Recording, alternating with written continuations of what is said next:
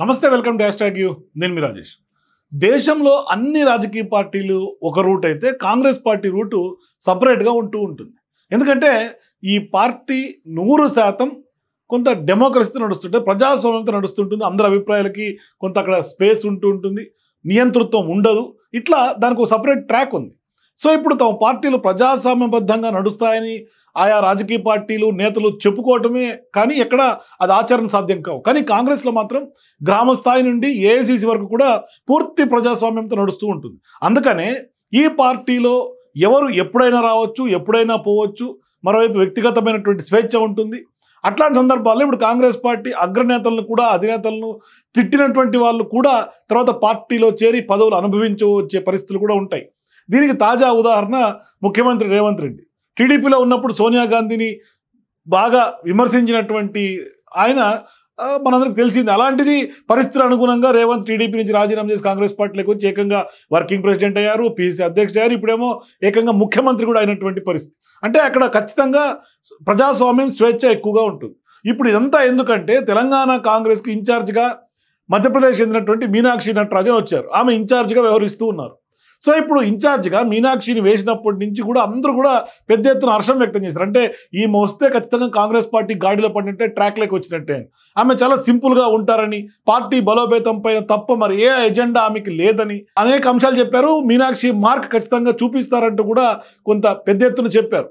కానీ సమావేశాల్లో కూడా ఆమె వైఖరి కానీ వ్యక్తిత్వం కానీ చాలామంది నేతలను ఆకట్టుకుంది కూడా మొదట్లో. అయితే ఎప్పుడైతే ఆమె పార్టీ బలోపేతానికి కొంత సంస్కరణలు మొదలు పెట్టారో చాలామంది నేతలు ఇప్పుడు కొంత షాక్ గురవటం, పెదవి విరచడం ఇదంతా కూడా జరుగుతూ వస్తుంది. అంటే కారణం ఏంటంటే ఖచ్చితంగా పార్టీ బలోపేతానికి మీనాక్షి ప్రకటించినటువంటి విధానాలు చాలామంది సీనియర్ నాయకులకి ఇప్పుడు మింగుడు పడడం లేదు. వాళ్ళందరికీ గొంతులో వెలకపండు పడినట్టుగా అవుతుంది. ఇందుకే ఆమె చెప్పినటువంటి సంస్కరణలు సూచన చేసింది ఏంటంటే గ్రామ, మండల, బ్లాక్ ఇట్లా జిల్లా స్థాయిల్లో కూడా పార్టీ అధ్యక్ష పదవులు, అందుకనే నేతల వయసు 65 ఏళ్ళ లోపే ఉండాలని, వాళ్ళకి అధ్యక్ష పదవులు ఇవ్వాలని. మరి 2017 నుండి పార్టీలో ఉన్న నేతలకే పదవుల్లో టాప్ ప్రియారిటీ ఉండాలని సూచన చేస్తున్నారు. మరోవైపు పార్టీ బలోపేతానికి పార్టీనే నమ్ముకున్నటువంటి నేతలకు మాత్రమే పదవులు పంపిణీలో ప్రియారిటీ ఉంటుందంటూ కూడా తేల్చి చెప్పారు. సో ఇప్పుడు పార్టీ కార్యకర్తలు, నేతలంతా ఆర్ఎస్ఎస్ కార్యకర్తలు నేతలుగా పనిచేసినట్లుగా గ్రాస్ రూట్ లెవెల్లో పనిచేయాలని వాళ్ళ నేతలకు ఇప్పటికే కొంత స్పష్టంగా కొంత ప్రకటించారు. సో ఇప్పుడు తెలంగాణలో కాంగ్రెస్ పార్టీ కింద స్థాయి నుండి బలపడాలంటే గుజరాత్లో బీజేపీ తరహాలో సంస్కరణలు అమలు చేయాల్సిందే అనేది ఆమె గట్టిగా తెగేసి మరీ చెప్పారు. సో ఇప్పుడు పార్టీ బలోపేతానికి మీనాక్షి చెప్పినటువంటి విధానాల్లో ఎలాంటి తప్పు లేదు. ఆమెను ఎవరూ పాయింట్అవుట్ చేయాల్సినటువంటి అవసరం లేదు. అయితే కష్టపడి పనిచేసే లీడర్లు కాంగ్రెస్ పార్టీలో ఎంతమంది ఉన్నారు? పార్టీ బలోపేతానికి 24 గంటలు 365 రోజులు గ్రామాల్లో తిరుగుతూ కష్టపడడానికి కాంగ్రెస్ నేతలకు ఏమన్నా పిచ్చా? ఎంతమంది ఈ విధంగా అహర్నిశలు కాంగ్రెస్ పార్టీ కోసమే వాళ్ళ వ్యక్తిగత స్వలాభం పక్కన పెట్టి కాంగ్రెస్ కోసం ఎంతమంది పనిచేస్తారు? పార్టీ బలోపేతానికి కష్టపడి పనిచేసినటువంటి నేతలకే పదవులు, భవిష్యత్తులో టికెట్లని మీనాక్షి నటరాజన్ చెప్తున్నారు. దానికి తోడు సీఎం రేవంత్ రెడ్డి కూడా పదే పదే చెప్తూ ఉన్నారు. మరి ఆమె చెప్తే సరిపోతుందా?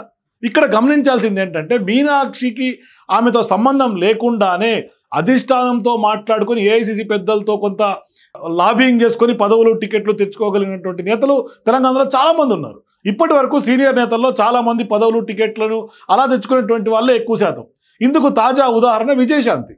పార్టీ బలోపేతానికి విజయశాంతి పడినటువంటి కష్టం ఏం లేదు. ఎన్నికల ముందు కష్టపడింది లేదు, అంతకుముందు పార్టీకి వచ్చినాక కష్టపడింది లేదు. కేవలం 1-2 దగ్గర తలుక్కుమంటాం తప్ప.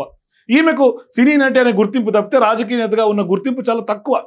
మరి అట్లాంటి సందర్భాల్లో అప్పట్లో ఆమెకి బీఆర్ఎస్ పార్టీలో ఉన్నప్పుడు కొంత కేసీఆర్తో కొంత ప్రియారిటీ ఉండేది. మరి ఇప్పుడు పార్టీ కోసం కష్టపడినటువంటి కష్టమేమీ లేదు కదా, అసలు పార్టీలో పనిచేసినటువంటి దాఖలు కూడా చాలా తక్కువనే చెప్పాలి. మరి పార్టీ కోసం కష్టపడినటువంటి చాలామంది సీనియర్లను కాదని ఈ మధ్యనే ఎంతోమంది పోటీలో ఉన్నప్పటికీ ఎమ్మెల్సీ కోటాలో భర్తీ అయినటువంటి ఎమ్మెల్సీలో విజయశాంతికి అవకాశం దక్కింది. అయితే అది ఒక పెద్ద ఎత్తున సస్పెన్స్ అందరికి. విజయశాంతికి ఖచ్చితంగా ఎందుకు ఇచ్చారు పదవి అనేది కూడా కొంత వివాదాస్పదమైంది. అంటే ఆమె పేరును పిసిసి స్క్రీనింగ్ కమిటీ సిఫార్సు ఎందుకు చేసింది, ఎందుకు చేయలేదు? పోనీ రేవంత్ ఏమన్నా రికమెండ్ చేశారా అంటే అది లేదు. ఎవరు రికమెండ్ చేయకుండానే పార్టీ కోసం కష్టపడకుండానే విజయశాంతికి ఎమ్మెల్సీ పదవి ఎలా వచ్చింది? ఇట్లా అనేక అంశాల్లో కొంత డిఫరెంట్ యాంగిల్లో చర్చ జరుగుతుంది. మరి ఇప్పుడు అదే కొంత కాంగ్రెస్ పార్టీలో బ్యూటీ అని కూడా చెప్పుకోవాలి. అంటే మీనాక్షికి ఈ విషయం అంతా కూడా తెలియంది కాదు. ఆమె గ్రాస్ రూట్ లెవెల్లో కాంగ్రెస్ పార్టీని అబ్జర్వ్ చేస్తున్నటువంటి సీనియర్ నాయకులు రాహుల్ గాంధీకి అత్యంత సన్నిహితులు.